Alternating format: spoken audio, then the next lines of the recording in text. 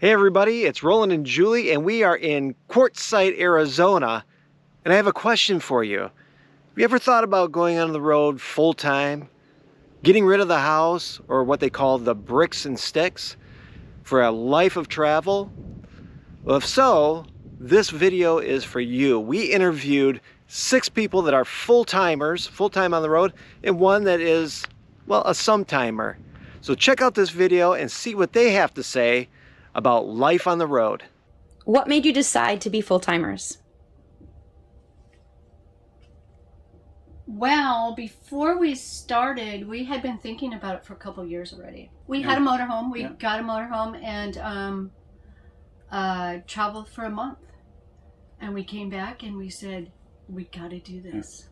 Let's make this permanent. We went to Wisconsin. We were originally going to do it for a year because the motorhome was paid for, the house was paid for, and housing market prices are way up there.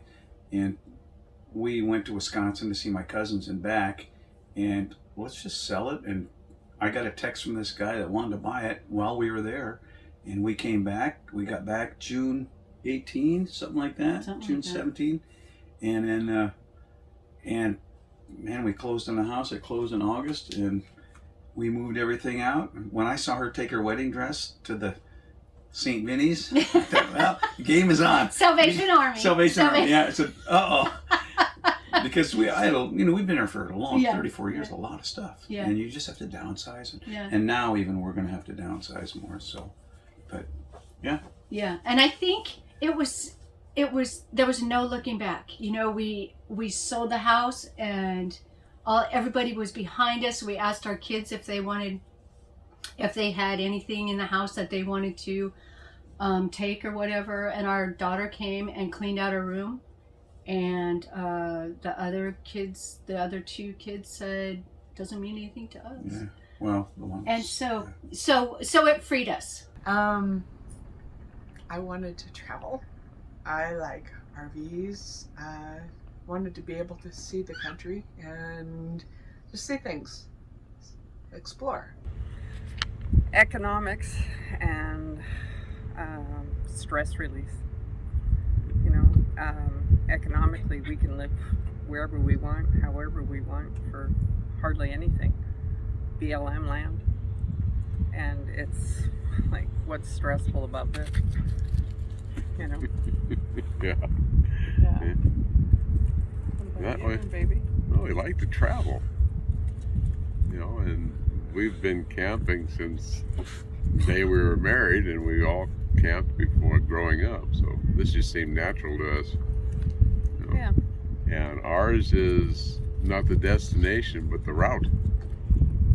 So, it's a lot of fun. We enjoy it. Yeah. We are part-timers. We do this about 6 months out of the year. We still have the sticks and bricks. So far we haven't made the jump. We may in the future, but I don't know. We have been doing it for 10 or 12 years. My husband and I were going to do this in 2020, become full-timers, sell our house, and he passed away in February. And by the end of July, I just decided to go do it by myself and do all the things that he and I were going to go do. So I did. And so I'm in my 3rd year of being on the road by myself. He's right there, though. He's in the front seat in his motorcycle learn. I've always wanted to travel, and I just love it. The opportunity came up, and it's great. What do you love most about this lifestyle? Being able to move around to different locations, and one weekend I might have a beach cabin, and the next weekend I could have a mountain cabin. That I don't have my house and the maintenance on my house, and I have the maintenance on this house, but it's different than a house. Yeah, that's what I like. That and meeting people, meeting new friends. Being able to be somewhere else anytime that you want to be. Yeah, like today we woke up this morning and we said, we need a change. Let's vote. And then we voted. And we voted against each other, more or less. And we came up with the options. We got Hippie Hole, Mintree Lake, Imperial Dam, Havasu, Parker, Rainbow Gathering north of Tucson, or Moloje, Mexico, which is my vote. But that's just me because I prefer Mexico. And yeah, waking up someplace else. You can always change your scenery. Your friends tend to follow you, but you get new ones wherever you're going. Always you get new friends. Yeah, and so that's probably the worst thing is leaving people behind. Cause yeah, like just now, we might be leaving for 2 days, a week, a month. We're not saying goodbye. We'll just Irish goodbye. Yeah. Slip off. We'll see you again. Yep. We don't know see when. you down the road. See you down the road. The freedom, getting to see every place different, and just meeting people, good people out here everywhere. It's great. The friends, our music friends, our friends that, I mean, you get a different front yard all the time. It's no raking leaves like we have to do in Oklahoma, big time. And it's colder there than it is here, so we kind of like snowbirds, we go to where it's warmer. In the wintertime, we go to where it's cooler in the summer. Right. So. No tax bill. I know, it's just No, like you can we go have anywhere. no bills. Yeah, and you can go anywhere you want to go, and we don't make plans ahead of time. Like, I'm not planning for next month like a lot of people do. That's the bad part about if you depend on electricity or RV parks.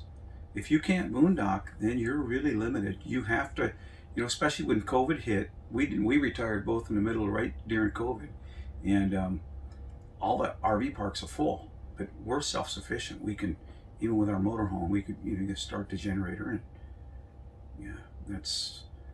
and it is a freedom that you can just take off and go whenever we don't like it here. We can go to Yuma next week or go up to Utah or We are able to go see our kids. Yeah. Where we're always waiting for them to come to us. We're the ones that get to go and see them. Yeah. So.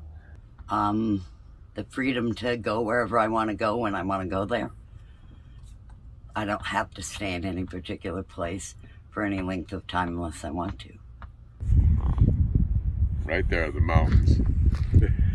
There. Get a picture of Lincoln every morning. So that right there is Lincoln laying down. Just seeing new things, And the people we meet, like you. Yes. It just, renewed our faith in people, actually. Absolutely. And that's the biggie. So from your experience, what has been the most difficult aspect of this lifestyle? Okay, now you're going to make me cry.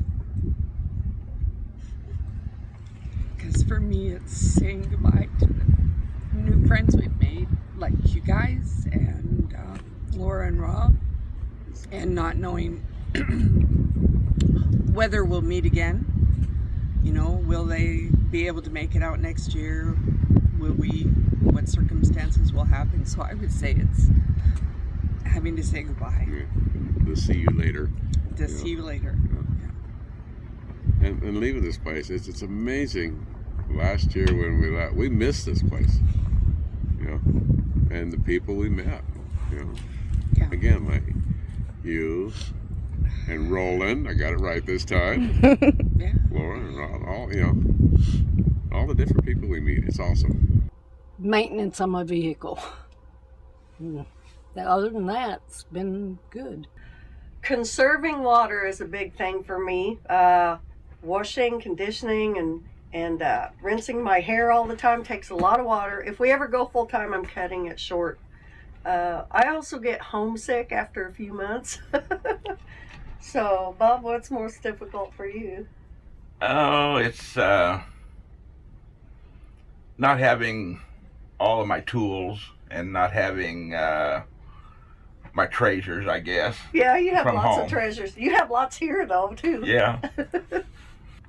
Oh man, the fuel prices, because I use diesel, and that's been the worst part. The most difficult, I think that's about it. I haven't really encountered a whole lot of difficulty yet, because I'm so independent anyway. Yeah, you get lonely sometimes. Yeah, Yeah. that would be it. That's why we all have dogs. I think anybody out here without a dog is going to go insane. Plus, a dog is good to have just for security purposes. And it gets you out of the rig at least every 100 miles. You got to stop because the dog wants to go for a walk or something. Sometimes I wish I had a front door. So, because even my place in Mexico doesn't have a front door because I don't need one, but sometimes I wish I had a front door. It's one of those things you just kind of miss. But I don't get to see my grandkids on a regular basis. Okay. It's a lot easier if you don't have a lot of family because this becomes your family. Right. We had 23 people at breakfast this morning. We had 35 at our fire last night where we did the jam. So that's a big family. I mean, but you can leave and then come back. So because you know how family can be. Sometimes it's driving in this big rig because I tow my car on that 20-foot trailer behind it, and just keeping it on the road some days is a serious challenge if you have wind. It can get scary. For me, it's meeting people. We're so completely different that way because he has no people that he doesn't know. Everybody's a friend. And it takes me time. And when you get into these, give me 6 or 8 people and I'm good. Give me more than that and I just melt into the background. And so that's really hard for me. And I kind of feel like I'm getting better at that. Do you agree? Well, yeah. But like I said, like Laura, I grew up a twin, so you always need attention because there's 2 of you. So that's why I'm an extrovert. And yes, you are. And then she does her video. Excuse me. RV broke. Oh, yes. She does our video. RV broke, and she's doing all the talking, and she's doing all the videos. She's like the extrovert on that, and I'm like. That's very true. That's because I'm not talking to an audience. I'm talking to this one little lens right there. So for me, that's really, really hard. And as long as people understand that about me, that's who I am. She's not dissing them. She's just it's just like okay, time's up. I gotta go be by myself. So that's hard. Okay. And I think for me, I mean, I've got healthcare, I got Medicare, and I got VA healthcare, but she doesn't. So that's when you're on the road. That's also a huge thing.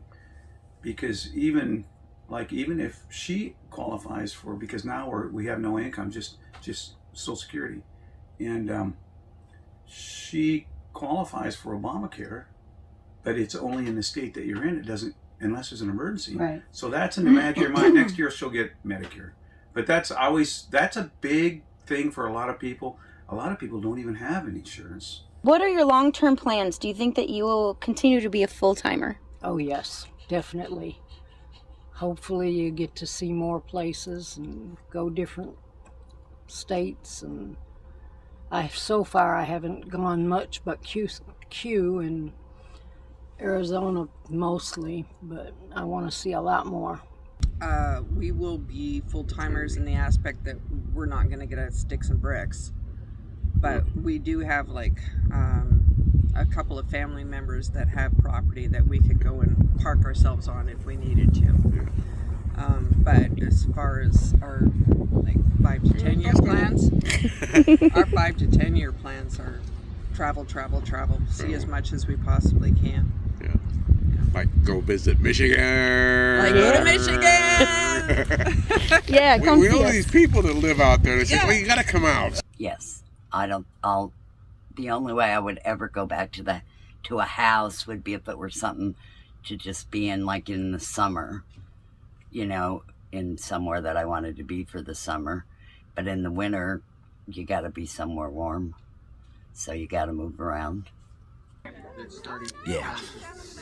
Once you cut the ties and you see the road in front of you, it becomes a thing. You know, what's on the other side of that range?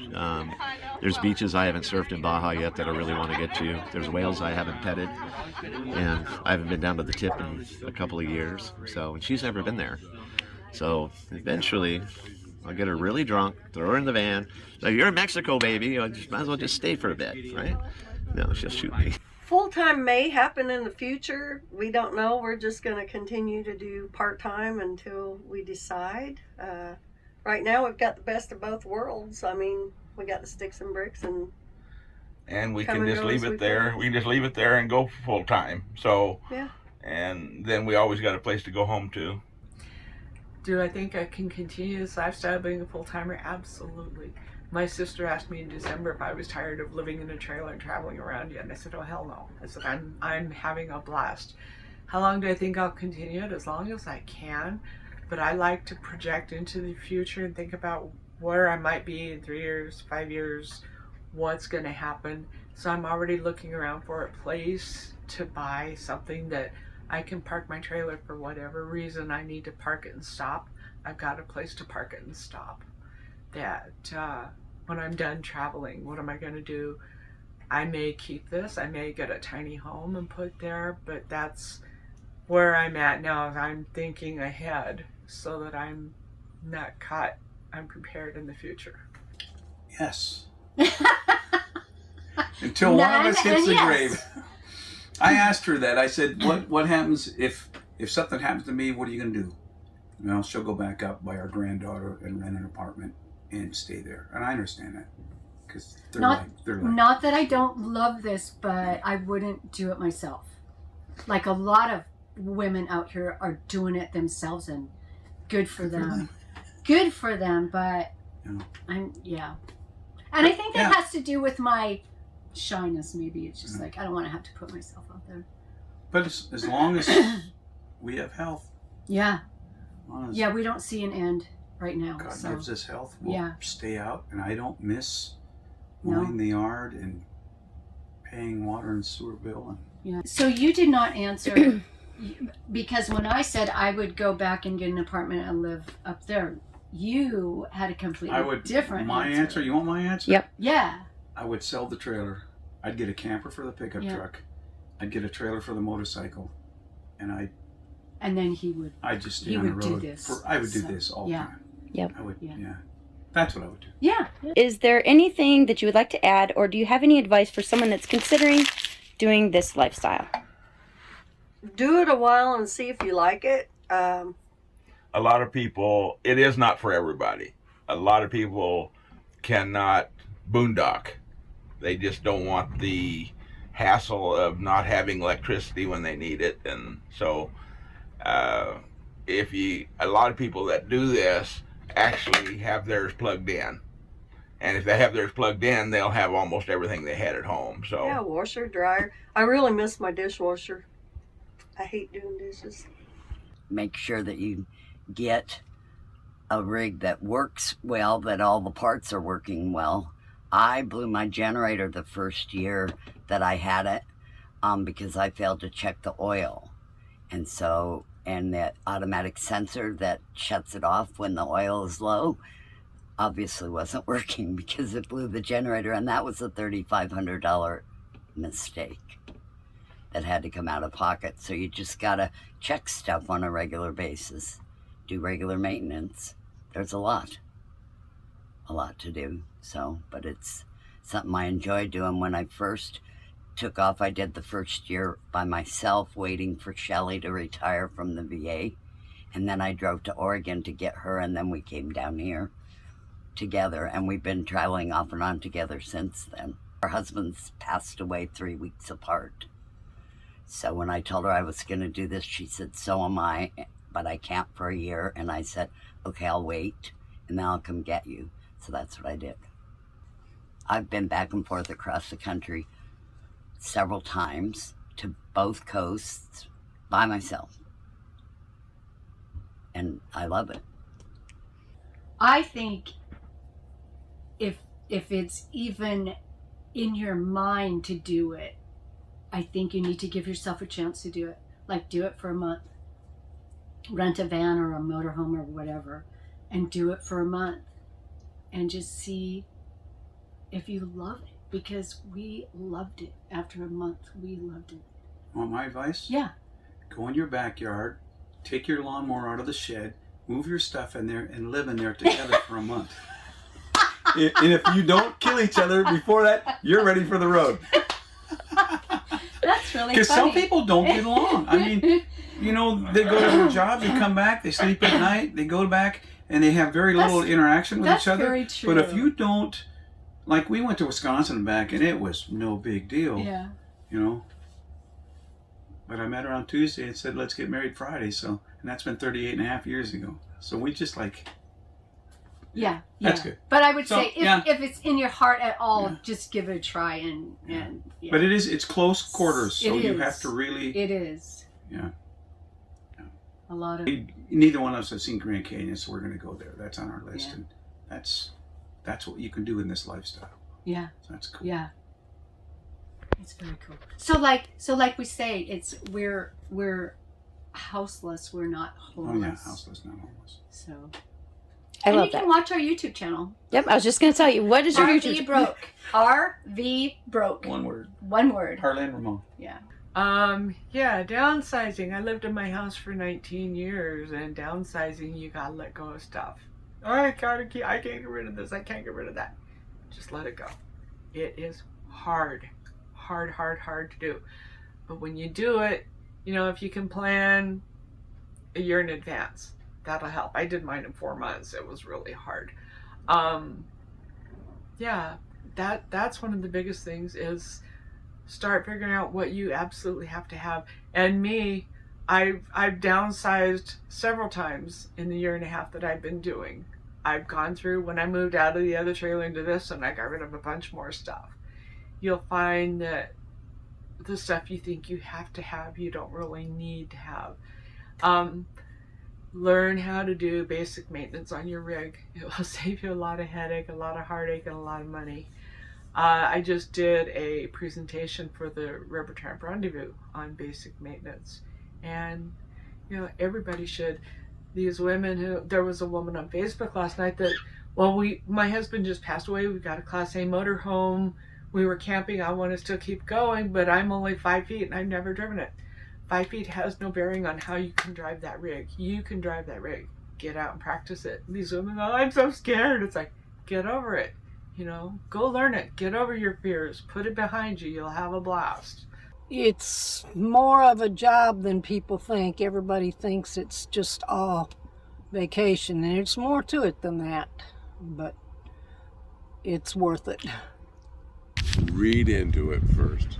Look it up. Research. Watch Nomad, the movie. It is awesome. It'll give you a real perspective on what you need to do to prepare. Yeah, preparation. Be prepared for the worst. Yep. Hope for the best. Research. Yeah, and the first year is the learning curve. Oh yeah, totally. Yeah. But don't come out here and think it's going to be super easy, because there's always a challenge. Okay. There's always a challenge. Yeah, and don't be afraid to do this, because it's awesome. The rewards outweigh anything else. Yeah. It's totally. And what's really cool is our kids are all for us doing this. You know? Yeah. And, you know, they think it's neat. So, I know it's been, for some people, it's hard on their kids. You know, why are you doing this? Well, because because I wanted to be part of a carny growing up. I don't know. A little bit of gypsy in both of us. Yeah. Yeah. But yeah, be prepared. Yeah.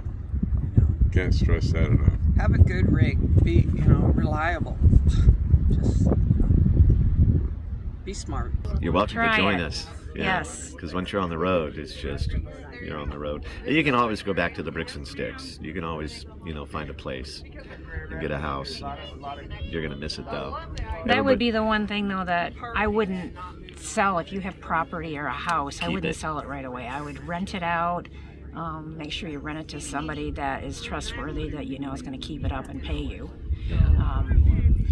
And try that out. And you also have income then. And plus having a safe space to call home.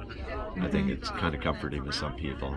Like, I have my place in Mex, she's got places in Michigan and all that. And it's like, I know I have a home, but I'm going to stay up here and ride this out to see where it goes. And I think that's probably the biggest thing a nomad needs to have, is an open mind. The ability to say, this sucks, but I'll get through it or over it or around it, but keeping an open mind. So True. Because stuff happens. You know, you just gotta smile, deal with it, call your friends. Help! I need help. And make sure you have a emergency fund. That'll Having a keep backup, you going, yeah. Because, you know, a blown engine, and you've just spent a lot of money.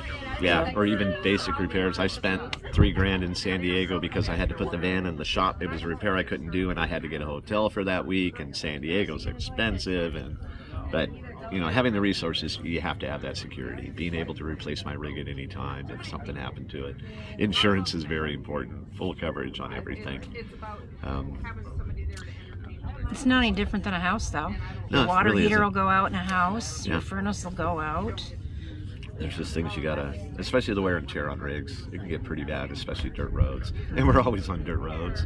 I mean, it's just part of it. And get used to dust. It's a dirty life. Yeah, get used to shit. Think of it as an exfoliant. Oh yeah, that's what it is. There you go. We'll just exfoliate today. Yeah. All right. Well, thank you guys so much. Thanks. Well, welcome home, because once you taste the dust, you're just kind of in the dust. When we ventured off into the desert to spend some time here, we knew that it would be beautiful. We often found ourselves staring at the mountains like some sort of television program, as their beauty put us in some kind of trance that made us want to binge watch for hours. The sunsets and sunrises were like colorful clocks that reminded us of what time it was, because here everything just seems to slow down and time is only measured by day and night. The sand and wind were brutal at times, and they were a reminder that in life there will be storms, and not all days will be perfect. I often in life have wished I could go back in time where people were a little kinder, a little more patient, more appreciative and thoughtful. This past month, I have learned I didn't need to go back into the past. I just needed to go off into the desert, because here I have found some of the most caring, genuine, loving people, the kind of people I thought were once extinct. The beauty here isn't just the scenery, it's the people. It's incredible how fast they have drawn us in and made us feel so loved. I am forever convinced that no matter where I am in life, I will always long to be in this place with these amazing people gathering under the stars.